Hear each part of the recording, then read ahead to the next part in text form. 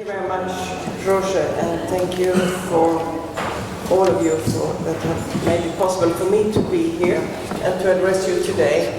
Jan, you have done a marvelous job. Yeah. So today, I'll see if I can do this. This table is made for shorter people.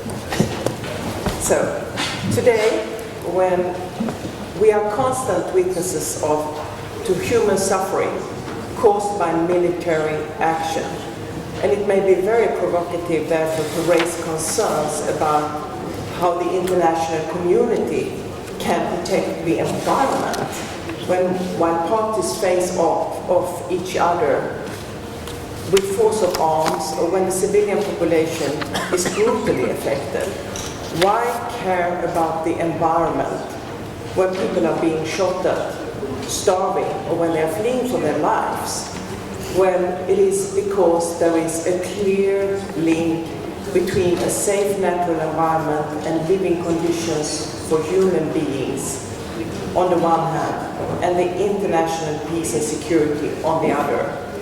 This, in turn, is linked with the rights of women and their vital role in sustainable development, and with rights and knowledge of indigenous peoples.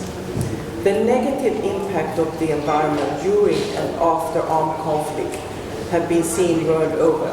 We saw it repeatedly in Iraq during the fight against Daesh, when 19 oil wells were set ablaze following the launch of military operations to retake the city of Mosul from Daesh.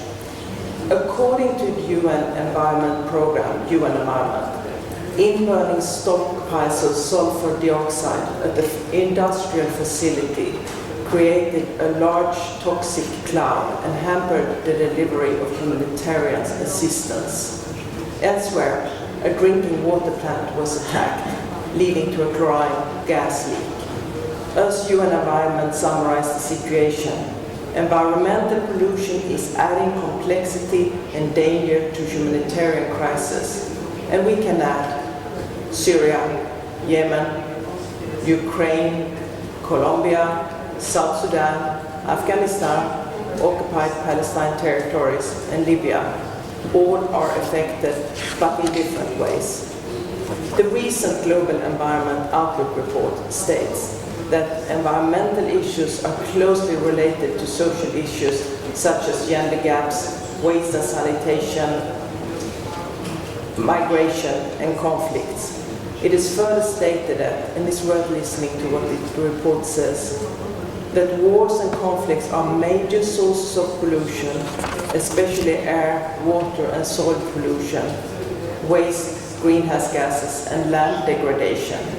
Likewise, addressing environmental problems may provide important opportunities to help address political, military, security problems, including by helping to secure livelihood and reduce necessity for migration. International funding to war-torn states may be productively aimed at addressing environmental problems. The Article 19 of the draft Global Pact regarding obligations on states to take all feasible measures to protect the environment in relation to armed conflict is therefore a particularly important and relevant article. The importance of protecting the environment during armed conflict was reflected as early as in 1972 in the Stockholm Declaration, and then in the Rio Declaration of 1992. The laws of war reflect the views of states that certain rules that aim to protect the environment are applicable both as treaty obligation and as customary international law.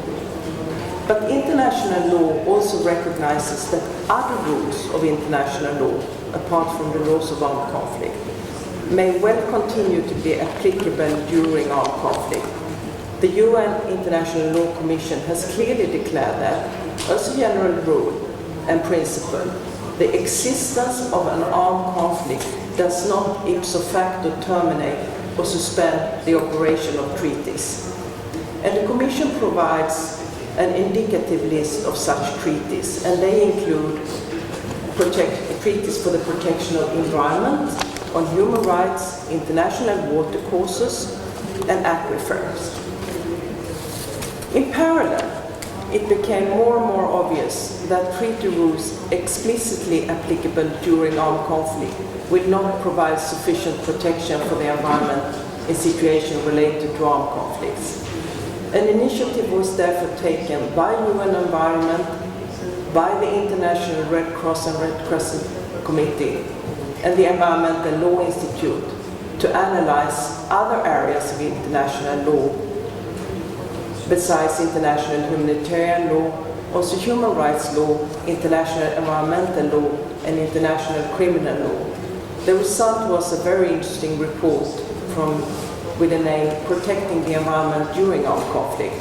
It proposed that the UNILC International Law Commission should take up the topic, and the Commission decided to do so, but in a little bit of a different manner. And I was honored to be the first rapporteur of the topic.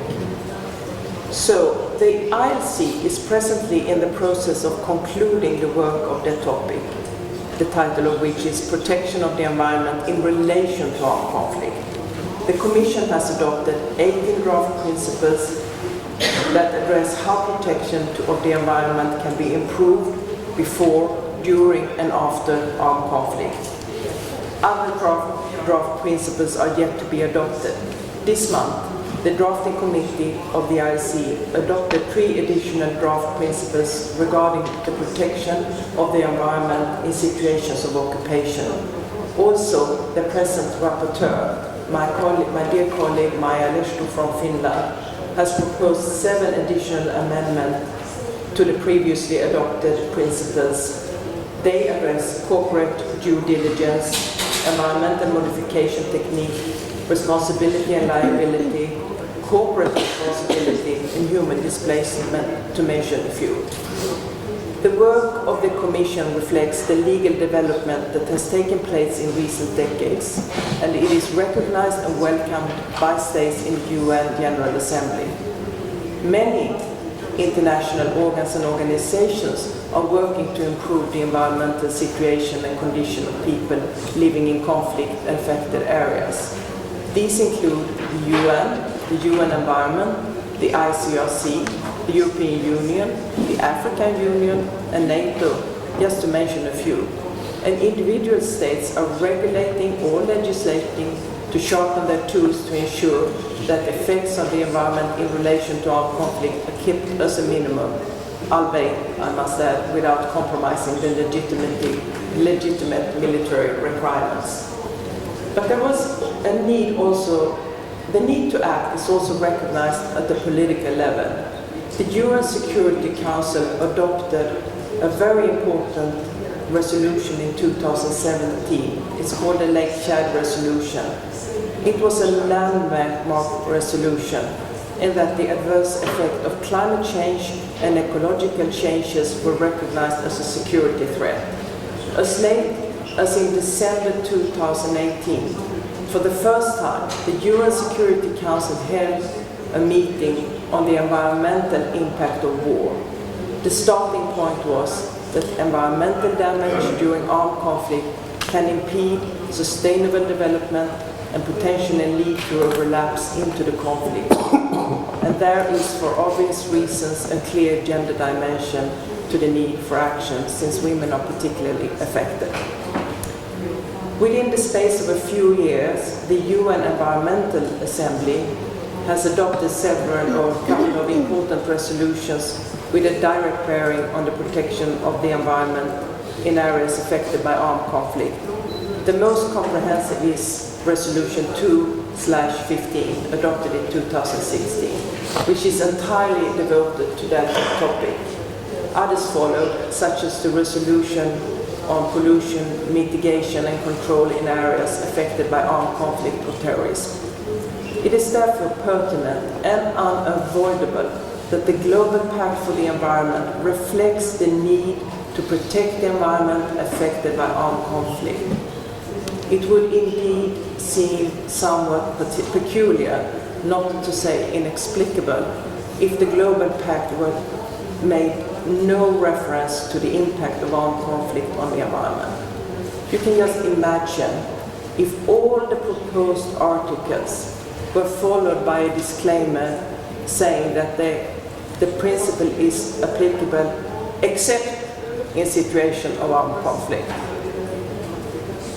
And it is in this context that Article 19 is a welcome and necessary element of the Global Pact. So what are the feasible measures to protect the environment in relation to armed conflict, as stated in Article 19? What are these measures that states could take? Well, the most important measures to be taken are those that aim to prevent the environment from being destroyed or to restore it once it has happened. There are measures, therefore, to be taken before and after the armed conflicts. In other words, preparatory and remedial measures.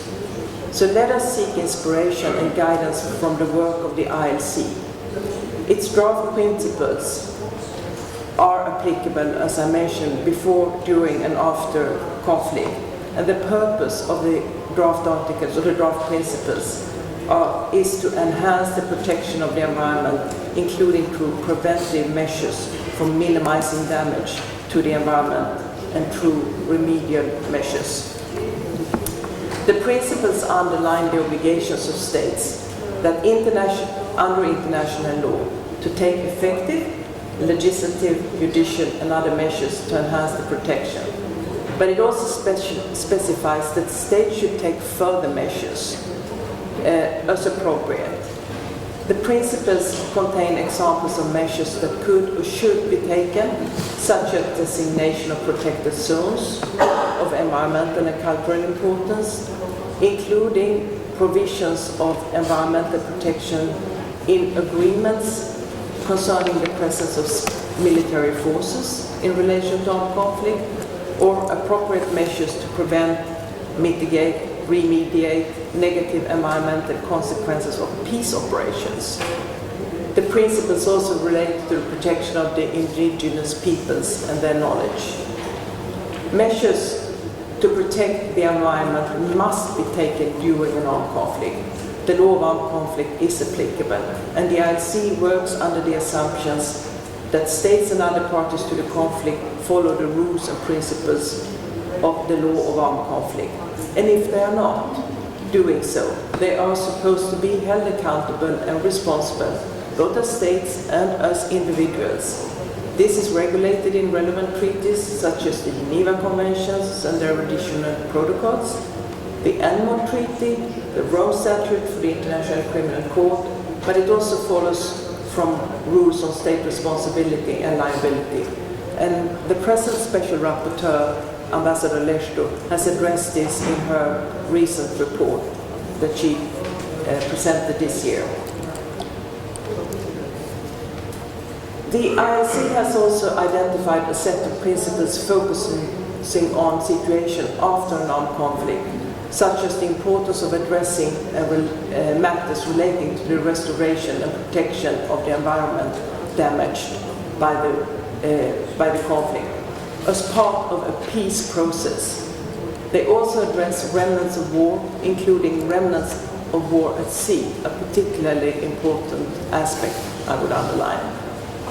It also, the draft principles also underline the importance of cooperation among all relevant actors and of sharing and granting information.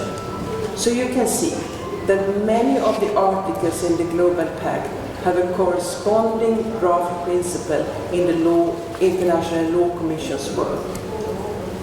We talk about the duty of care, prevention, precaution, sharing of information and cooperation, just to mention a few. The report of the UN Secretary General that Christina talked about does not specifically refer to the effects of armed conflicts on the environment. But this has not prevented the Organization for the Prohibition of Chemical Weapons from submitting observation in which the organization shares some of its experiences from its role in the destruction of chemical weapons and thereby touches upon the content of several of the ILC principles and the draft articles of Global Pact, such as prevention, precaution, protection, and cooperation. So to sum up, if the environment is destroyed during armed conflict, parties will have trouble reaching a lasting settlement and achieving the sustainable development goals. Women will be particularly affected. Article 19 of the Global Pact is therefore a crucial part of the Global Pact. It is not possible to turn a blind eye to the responsibility of states to take all feasible measures to protect the environment in relation to armed conflict. The law has developed since the 1972 Stockholm Declaration, and so has the international community's awareness of the implications of not acting to the environmental consequences related to armed conflict. And this is why Article 19 is of such vital importance.